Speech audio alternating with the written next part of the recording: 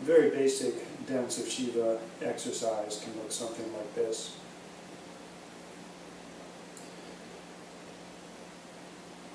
Position 1-1, both hands forward, 2-2, both hands forward, 3-3, both hands forward, 4-4, both hands forward, 1-1.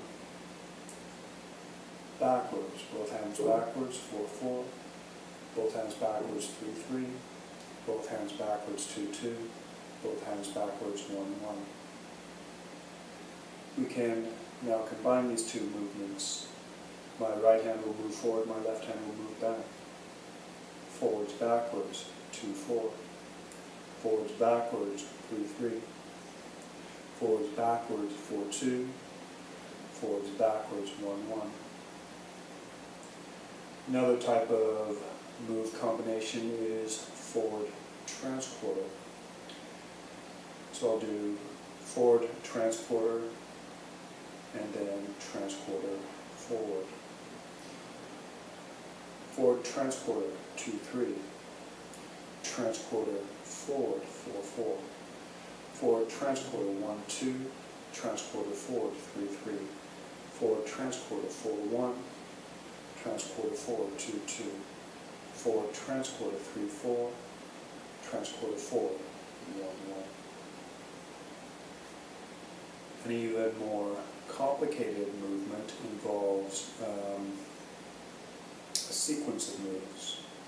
I'll repeat that sequence of moves 4 times. Change forward transporter, B3. Change forward 3D. Change forward back, DC. Forward change forward, A4. Again, change forward transporter, 2-2. Change forward, CC. Change forward back, 4B. Forward change forward, 1-3. Again, change forward transporter, B1.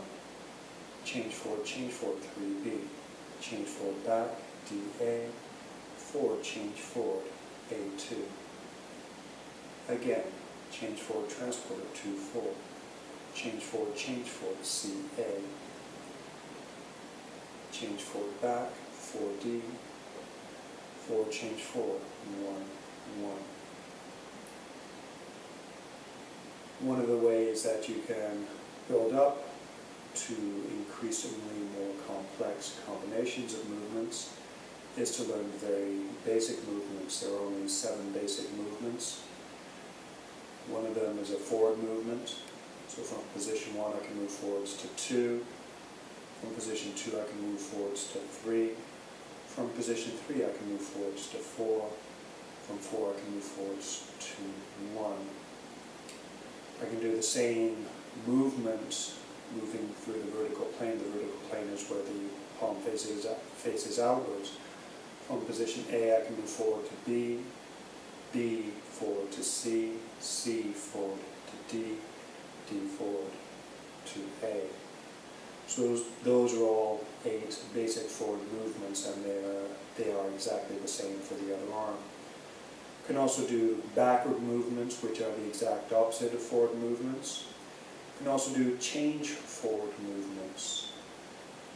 For example, from position 1, change forward B, change forward 3, change forward D, change forward 1. Or change backwards, D, change backwards 3, change backwards B, change backwards 1. You can also start both of those movements from position A. Change forward 2, change forward C, change forward 4, change forward A. Change backwards D, that's position 4, change backwards C, change backwards 2, change backwards A.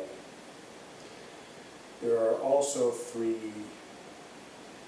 jump moves, 3 different moves which, when you do a forward move, if you keep doing the forward move, you move to successively different points. Jump moves, if you repeat a jump move twice, it returns you to the point from which you came. So for example, from position 1, I could do a transporter, which takes me to 3. I do a transporter again, returns me to position 1. From position 2, a transporter takes to 4, transporter again back to 2. From position A, transporter to C, back to A. And from position B, transporter to D, transporter again back to B. Other type of jump moves, there is the change. A change from 1 takes you to A, and then back to 1 again.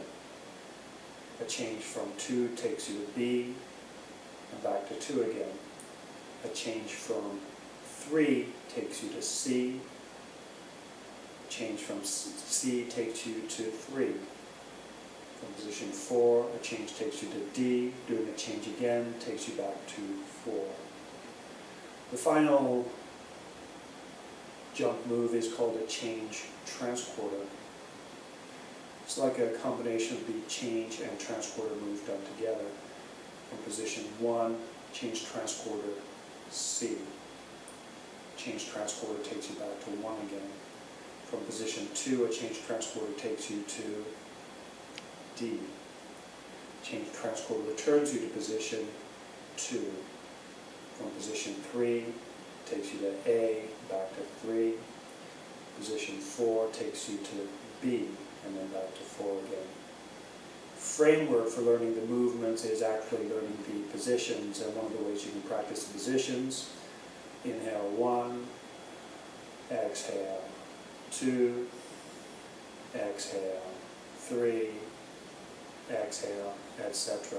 And in addition to memorizing the moves, you can also focus on what you have to do to do the moves to the best of your ability. So for example, in position 3, you can focus on flexing your wrist so your palm is actually upright. At the same time, you're rolling your upper arm inwards.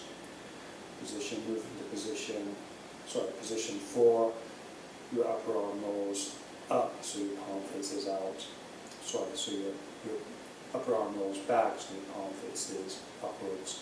Once you've learned the positions to the point where you don't have to think about them to do them, then you can focus on learning the movements one arm at a time until you can do them without having to think about them. So for example, from position 1, someone says change forward, you know automatically that a change forward from 1 takes you to position B. When you've learned the movements with one arm to the point that you understand them and can figure out or know automatically what position the movement will take you to, then it's that much easier to do movements with both arms. So for example, from position 1, a change forward transporter takes me to B3.